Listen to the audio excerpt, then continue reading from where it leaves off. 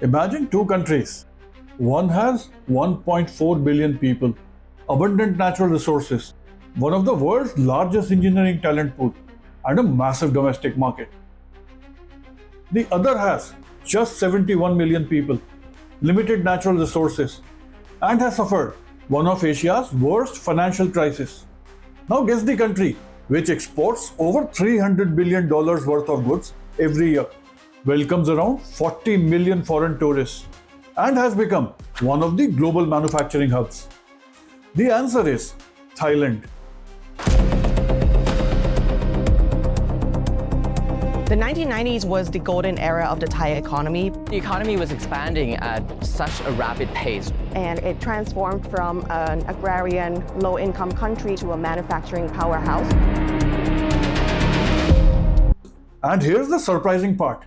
Thailand didn't become successful because it had cheapest labor or it had better geography. It became successful because it understood one principle that many developing countries still fail to master. Wealth is created by ecosystems, not by individual industries. Once you have understood this, you will never look at economic growth the same way again. Before we move forward, please do consider subscribing to the channel if the subjects of business, finance, and economy are of your interest. In July 1997, the Thai economy imploded. On July 2nd, the Thai central bank gives up the fight against speculation and releases the exchange rate of the baht, leading to an immediate devaluation.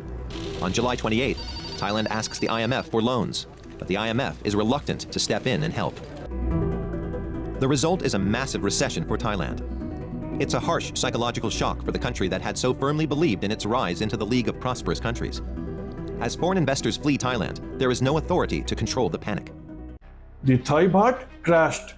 Banks failed. Companies that borrowed in US dollars suddenly saw their debt explode. Thousands of businesses shut down. The crisis quickly spread across Asia. And for observers, the Thailand story was over. So the baht shot up from 25 baht to the US dollar to 50 baht per US dollar. And this, made firms and companies that borrowed overseas very in distress because they couldn't pay back. When Thai crisis spread to Indonesia, then we are afraid that that crisis may spread to other part of Asia.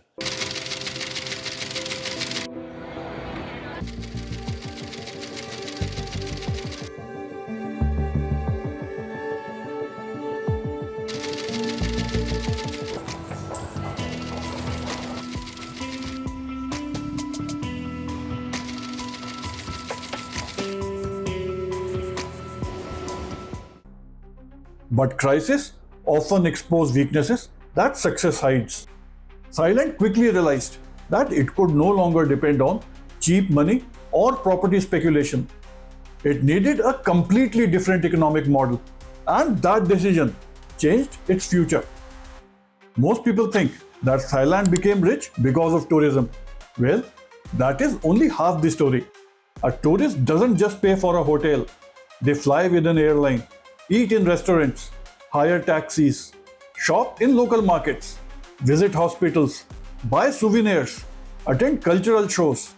Every tourist supports hundreds of businesses, and Thailand understood this decades ago. So it invested in airports, roads, safety, hospitality training, and global branding. And then further ahead, it diversified into luxury tourism, medical tourism, wellness tourism, conventions, and retirement destinations. One tourist creates income across entire economic network, and that is an ecosystem. Now the lesson for all of us. Successful countries don't sell attractions. They build experiences that keep money circulating through thousands of businesses. People often say that companies manufacture in Thailand because labor is cheap. Well, that explanation is outdated. Vietnam is cheaper. Bangladesh is cheaper. So why do companies continue investing in Thailand? Because Thailand didn't just build factories. They built the entire ecosystem.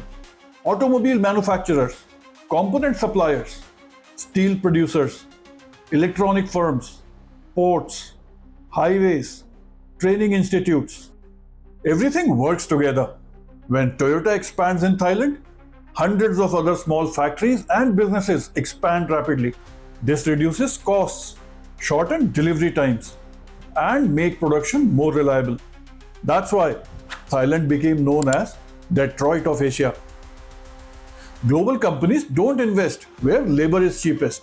They invest where uncertainty is lowest. Now here's something that most discussions miss. The strategy that made Thailand successful 20 years ago is no longer enough. Artificial intelligence is automating routine work. Factories need fewer workers. Robots are becoming cheaper. Governments are prioritizing friendshoring and supply chain security. Environmental regulations are reshaping global trade. Now today's investors ask a very different question. They do not ask, where is labor cheapest? But where is the safest, smartest, and most reliable place to build the future? Thailand recognized that shift very early. That is why it is investing in electric vehicles, batteries, robotics, advanced electronics, and high-value manufacturing through the Eastern Economic Corridor. Even successful countries must reinvent themselves. This isn't a story about Thailand being better than India. It is a story of execution.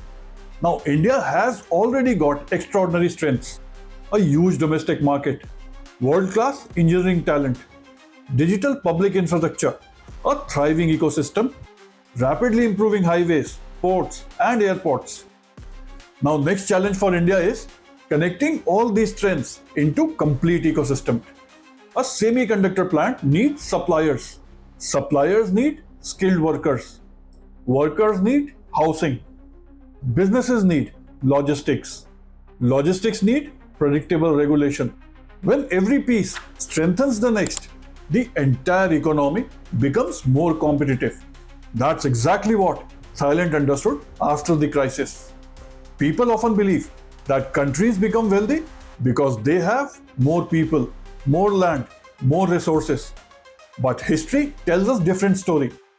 Japan, South Korea, Singapore, Taiwan, and Thailand, none became successful because they were biggest. They became successful because they built ecosystems where businesses could grow together.